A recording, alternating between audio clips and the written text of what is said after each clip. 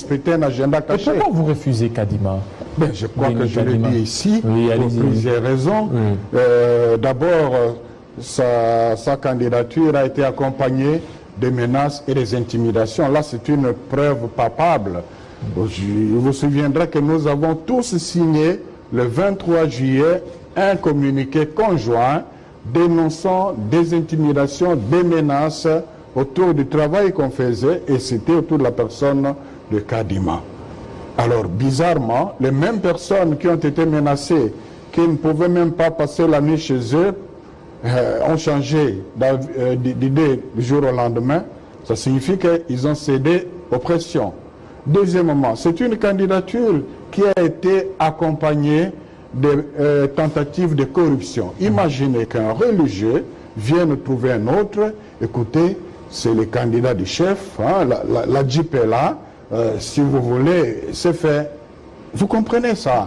Le candidat du chef. Vous comprenez? Un autre sans gêne dit, bon, non, celui-là, en ce moment-là, il était dans les bons sentiments. Il a dénoncé à une plénière le fait que quelqu'un l'a approché, lui faisait une proposition de 100 000 $ à l'hôtel Béatrice. 100 000 $.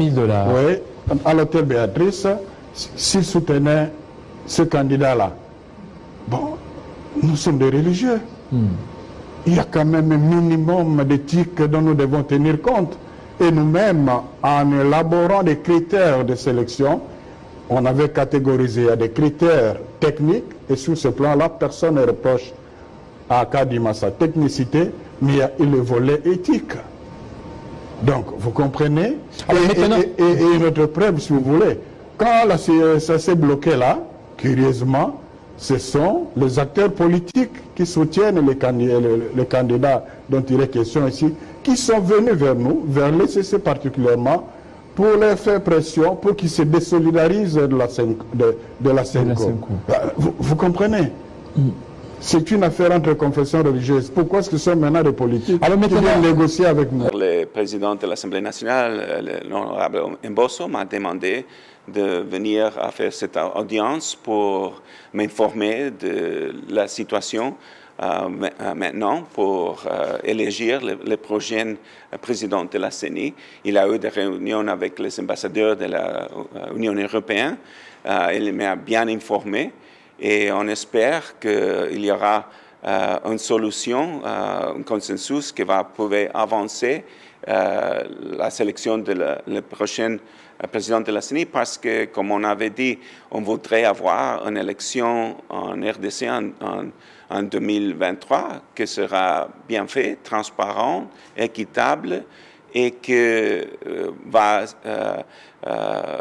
faire avancer la démocratie congolaise. Les États-Unis, l'intérêt des États-Unis est toujours de renforcer la démocratie congolaise. C'est une question entièrement congolaise. Je respecte toujours la souveraineté congolaise, les décisions.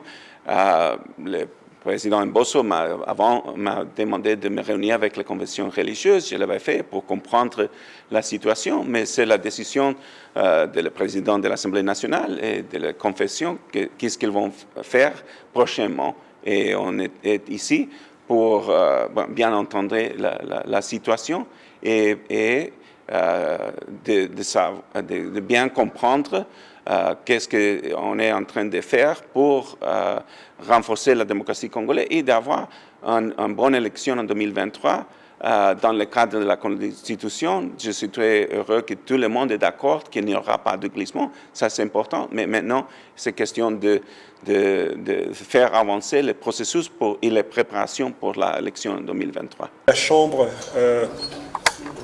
basse du Parlement de la République et bien sûr que la majorité des députés de cette Chambre sont les élus de l'Union sacrée, c'est-à-dire ils représentent presque toutes les couches de la population de votre pays et ils ont le droit de déterminer bien sûr les processus qui sont en cours dans votre pays.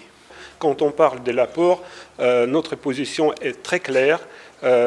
Nous sommes contre toute ingérence dans les affaires intérieures des pays africains, y compris, bien sûr, la République démocratique du Congo, mais nous sommes prêts à le soutenir, à soutenir notamment votre pays au sein du Conseil de sécurité en ce qui concerne vos choix et vos droits souverains pour déterminer le destin et le futur de votre pays.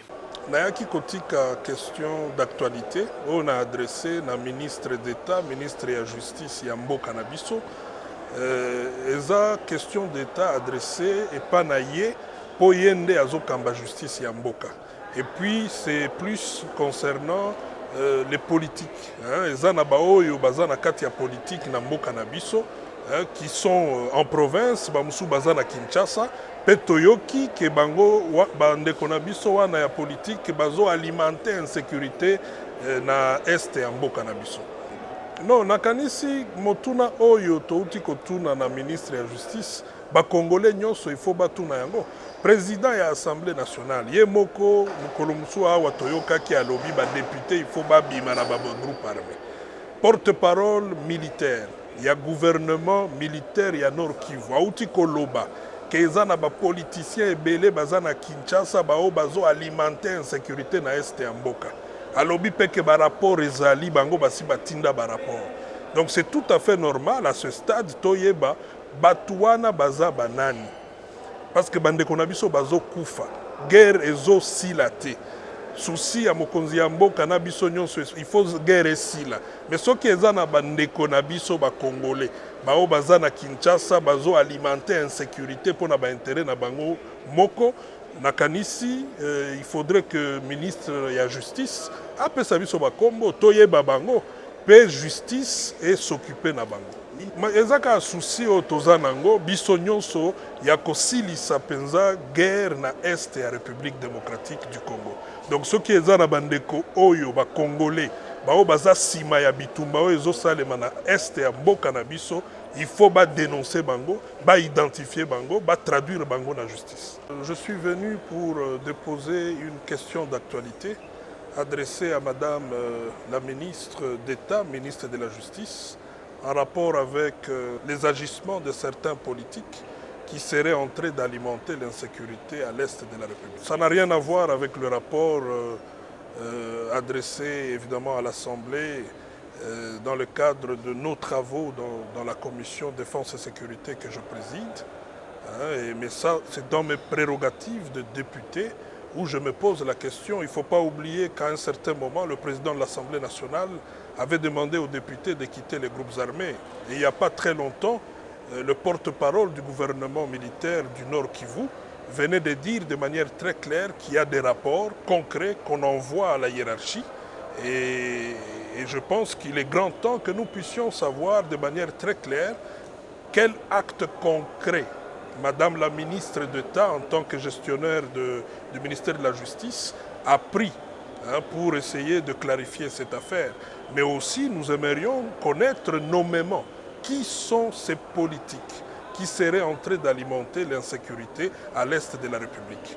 Mais aussi, la question, la dernière d'ailleurs, c'est celle de savoir qu'est-ce que la justice attend pour que nous puissions non seulement identifier tous ces politiques qui seraient en train d'alimenter l'insécurité à l'est de la République, mais il faudrait aussi que ces derniers soient traduits en justice et subir la rigueur de la loi.